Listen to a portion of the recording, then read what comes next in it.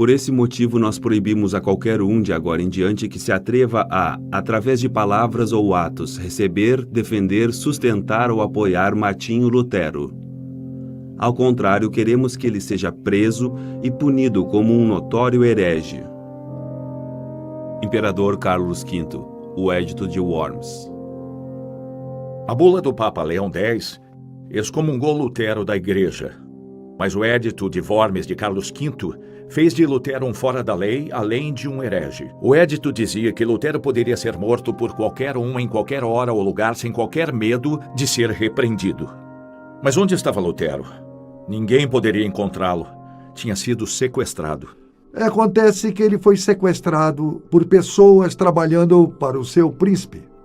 O eleitor Frederico o Sábio. Eles levaram Lutero para o castelo de Frederico, o Wartburg, e eles enganaram tão bem a todos que nem mesmo Frederico sabia onde ele estava. Mas eles fizeram um brilhante trabalho em esconder Lutero. Ele deixou a barba crescer e assumiu uma nova identidade, Junker Georg, que é Cavaleiro George. O disfarce era tão bom que até mesmo quando Lucas Cranach foi enviado para fazer uma pintura do Cavaleiro George, ele nem reconheceu que aquele era Martinho Lutero. Lutero escreveu para Wittenberg de Wartburg: aqui estou preguiçoso e cheio de comida. Ele não era preguiçoso. Em 11 ou 12 semanas, ele traduziu todo o Novo Testamento, do grego para o alemão, para que, assim, as pessoas pudessem ter o Novo Testamento em sua própria língua nativa. Eu não sei se as pessoas conseguem entender quão significante era ter uma cópia da Bíblia em seu próprio idioma. Nos dias de Lutero, a única Bíblia oficial, a única legalizada, era a tradução latina Vulgata. Possuir uma Bíblia em alguma outra língua que não fosse latim, grego ou hebraico era um crime de punição com morte. E em 1517, mesmo ano em que Lutero afixou as 95 teses, na Inglaterra, 7 pais foram mortos na fogueira por ensinarem o Pai Nosso em inglês aos seus filhos. Por quê? Por uma questão de controle e poder. Mas Lutero queria mudar isso. Ele entendeu o poder da língua. Lutero havia encontrado um jeito de escapar de seu próprio medo e terror de Deus na palavra de Deus, e ele queria que as pessoas encontrassem essa mesma alegria e a paz que ele mesmo encontrou. A igreja tinha roubado o evangelho das pessoas, ensinando outro evangelho baseado em uma má tradução de uma única palavra. No mundo dos dias de Lutero, foi introduzido o conceito de que as pessoas deveriam poder entender a palavra de Deus em sua própria língua e não dependerem da interpretação da igreja. E realmente esse trabalho de tradução foi uma das maiores realizações de Lutero. Teríamos ouvido falar de Martinho Lutero mesmo que não tivesse feito nada em termos de reforma, apenas por essa tradução do Novo Testamento para o alemão, porque isso formou para os dias de hoje a base da língua alemã utilizada no governo, na diplomacia, no rádio e televisão da Alemanha. E esse é o alemão do Alto Tribunal Saxônico, o tipo que Lutero usou. E só isso já influenciou tremendamente o futuro linguístico. Enquanto Lutero está em Wartburg, ele começa a ouvir notícias inquietantes de Wittenberg. Andreas Karlstadt, seu colega, estava realmente indo além de todos os limites normais, como jogar o bebê junto com a água do banho, em termos de reforma. E ele aparecia no púlpito, na igreja de Wittenberg, em suas roupas de caçador, sem qualquer ornamento eclesiástico. O hino do sermão era Minha donzela perdeu seu sapato, que não tinha nada a ver com fé ou religião. Tijolos estavam sendo jogados contra vitrais, e isso não é o que Lutero defendia para a reforma. A reforma de Lutero sempre foi conservadora, tentando manter-se o mais próximo possível da igreja medieval. Somente o que contradiz a Escritura deveria ser renunciado. Ele teve uma batalha dupla a enfrentar pelo resto da vida, contra aqueles que iam longe demais, que eram extremos demais com a reforma, e contra aqueles que não iam longe o suficiente. Em 1525, houve uma revolta de camponeses nas terras alemãs, e isso era particularmente deturpador para Lutero. Os camponeses, no fim da Idade Média, haviam sido cruelmente dominados pelos senhores feudais e assim por diante. Talvez uma revolução fosse algo adequado, mas Lutero não queria uma reforma religiosa transformada numa revolução política ou social. Os cavaleiros eram outro grupo que também estava pronto a se revoltar politicamente contra o Santo Império Romano, contra a organização dos príncipes, duques e assim por diante. E Lutero teve que ordenar que parassem. Tudo isso se tornou típico de Lutero, tentar conduzir um meio termo entre todos os extremos contrastantes que perturbavam o programa todo. Em 1526, se tornou visível para Lutero que uma nova igreja estava surgindo. Lutero viu que um sopro devastador havia passado e afetado a igreja medieval. Ele precisava reconstruir a igreja. Isso ele faz, começando pela base. A igreja que estava surgindo era a igreja que Eck, para depreciá-la, chamara de luterana. Lutero escreveu o que ele chamou de missa alemã. Era, na verdade, uma escrita bem conservadora da liturgia que estava sendo usada na Igreja Católica Romana naquela época. No culto do fim da Idade Média, a congregação era considerada como mera espectadora. As pessoas ouviam a liturgia da missa, cantada provavelmente por um coral. As pessoas assistiam à elevação dos elementos. Eram espectadores. Mas Lutero queria que fossem participantes. Então começaram a participar nos cantos da liturgia e cantavam os hinos. O ouvir do sermão era considerado agora um ouvir ativo, porque a palavra de Deus estava ativa nelas. A mudança no culto foi realmente tremenda. Os leigos receberiam os dois elementos do sacramento, tanto o pão quanto o vinho, o que não era costume da Igreja Romana. Agora Lutero decide, não há hinos por aqui, é melhor eu compor alguns. E assim, de fato, ele foi o autor de hinos famosos como Eu Venho Desde os Altos Céus, o hino de Natal que conhecemos, e, é claro, o grande hino triunfante da própria Reforma, Castelo Forte é o Nosso Deus. Ele insiste que o príncipe da sua região patrocine uma série de visitas às paróquias para que possa haver alguma pesquisa sobre como a mensagem da reforma estava sendo recebida. O que ele descobre o deixa horrorizado. Alguns dos pastores nem sabiam os 10 mandamentos. Alguns não conseguiam recitar o credo. Lutero está escandalizado com isso, então ele retorna a Wittenberg com um grande zelo em ensinar as pessoas. Lutero escreveu 2 livros superados em importância apenas pela sua tradução da Bíblia, o Catecismo Menor e o Maior. O maior era para os pastores, seu propósito era ensinar as principais doutrinas da Bíblia. O Catecismo Menor foi escrito na forma de perguntas e respostas, para que o chefe de família ensinasse as verdades das Escrituras aos seus filhos. Na Igreja Luterana, os catecismos ainda são usados especialmente nas classes de confirmação. Se me lembro, um historiador disse, esses são os monumentos mais nobres da Reforma. A palavra protestante tem uma história interessante. Em 1529, o imperador Carlos V enviou uma carta de advertência a todos os príncipes luteranos.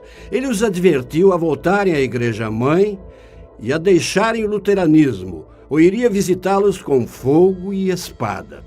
O que os príncipes luteranos fizeram então foi reunir-se em Speyer, que é mais adiante do Reno, em Worms, mais abaixo. E começaram uma declaração, primeiramente assinada por João o Constante. Protestamos diante de Deus, nosso Criador, Redentor e Salvador, e que um dia será nosso juiz, bem como diante de todos os nossos subordinados e assim por diante, blá, blá, blá, blá, blá, blá, porque as pessoas do governo estão respondendo isso. Em outras palavras, não vamos abandonar nossa verdadeira fé baseada na Escritura. Eles poderiam ter dito simplesmente não, mas é do início dessa declaração, protestamos diante de Vossa Majestade, diante de Deus, que o nome protestante surgiu como uma pequena diferença de ênfase. E é daí que o termo protestante surgiu. Pois é, conforme a reforma foi ocorrendo, ela começou a ganhar força, mas inevitavelmente o ensino não era uniforme e começou a haver diferentes tipos de ênfase em um lugar e depois em outro, e os príncipes que estavam tentando manter uma união nessa crescente reforma percebem que seria muito vantajoso para eles, de uma perspectiva política, se conseguissem concordar doutrinariamente e ter uma frente única contra Roma. Houve de fato uma reunião organizada de Lutero, Zwinglio e outros líderes importantes em Marburg, com a intenção de vamos chegar a um acordo, assinar um termo comum, e então podemos dizer, vejam, estamos unidos, e agora podemos apresentar uma frente unificada contra Carlos e contra a Igreja Católica Romana, porque Carlos, o imperador, continuava associado à Igreja. Era o desejo geral. Então Lutero concordou. Ele realmente foi bastante prestativo. Reuniu-se com o príncipe, queria ajudar. Então ele foi e esteve face a face com Zwinglio. Eles conseguiram concordar em tudo, exceto sobre a ceia do Senhor. Lá eles disseram, isso é apenas um simbolismo do corpo de Jesus, simbolismo do seu sangue. E não é isso que Paulo diz em 1 Coríntios, quando disse, essa é a koinonia, ou estar junto com o corpo de Cristo no pão e com o sangue no cálice.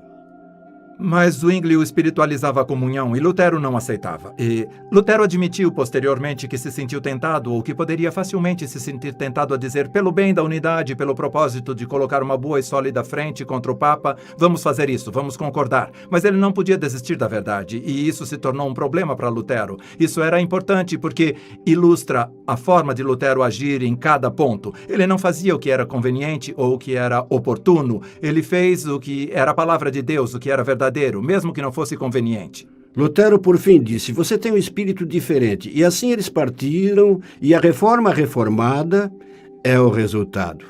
Carlos V estava com muitos problemas. Ele tinha os turcos otomanos pressionando-o duramente na porção oriental do império dele. Por outro lado, ele precisava da unidade religiosa em seu império. Então ele convocou uma dieta em Augsburg e queria que os príncipes luteranos se reunissem para defender suas convicções políticas.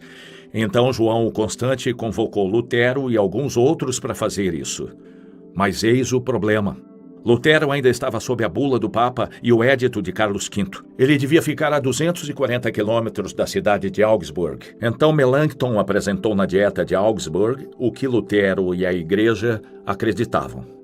Então os príncipes foram juntos a Augsburg e apresentaram sua confissão, a Confissão de Augsburg. Ela era mais do que apenas uma confissão de um grupo de príncipes em 1530. Ela se tornou a articulação do que faz a fé luterana ser a fé luterana. E até hoje a Confissão de Augsburg, ou Augustana, é o documento que articula no que acreditamos e por quê. E ela apresenta o estudo das Escrituras, apresenta o estudo histórico. Ela é a confissão da Igreja. Apesar de Melanchthon ser uma pessoa inestimável na reforma e um amigo fiel de Lutero, ele alteraria a Confissão de Augsburg, especialmente com respeito à presença real de Jesus Cristo na ceia do Senhor. Pedras angulares de igrejas luteranas hoje em dia ainda têm as 3 letras C, A, I gravadas nelas. Isso significa que aderiram à Confissão de Augsburg inalterada. Até sua morte, Lutero pensou que seria um mártir. E por essa razão, os príncipes protestantes se reuniram, porque Carlos V a paciência dele está bem curta, e ele está pronto a fazer uma guerra contra os príncipes luteranos. E então eles se reuniram em um lugar chamado Smalkalde, na Alemanha. Smalkalde. E em 1537, eles fundaram a Liga de Smalkalde dos príncipes luteranos para se opor ao catolicismo e às tropas de Carlos V. O príncipe de Lutero, João Frederico, pediu que ele preparasse um conjunto de artigos a serem discutidos na Liga no encontro de 1537. Quando a reunião ocorreu em Smalkalde, Lutero estava lá, mas desejou não estar porque ficou muito doente com um ataque de pedras nos rins. Ele deixou a reunião e as pessoas pensaram que não o veriam novamente. Ele as abençoou quando partia da parte de trás da carruagem. Ele mesmo duvidou se veria qualquer um deles novamente neste mundo. Mas ele deixou os artigos que havia preparado, os artigos de Smalkalde, que alguns pensaram que seriam a última vontade e testamento de Lutero. Ele viveu mais 9 anos, mas pensou que iria morrer naquele dia. O texto foi claramente escrito para o concílio porque começa com aquilo no que concordamos, a doutrina da Trindade, da pessoa de Cristo. Segue adiante com o artigo pelo qual a Igreja permanece ou cai, a justificação pela fé por meio do sangue de Cristo. E segue tratando sobre outras questões que Lutero queria discutir. Na época, o texto se tornou uma das definições principais da teologia de Lutero e, por fim, foi incorporado ao livro de Concórdia, que contém as definições básicas do luteranismo. Melanchthon, por alguma razão, convenceu-os a não adotar os artigos de Smalcalde porque, nesse momento, Melanchthon está tentando ganhar tempo. Ele ainda está tentando evitar que o catolicismo e o luteranismo realmente se separassem. E por essa razão, eles não adotaram os artigos de Smalcalde como base de fé para a Liga.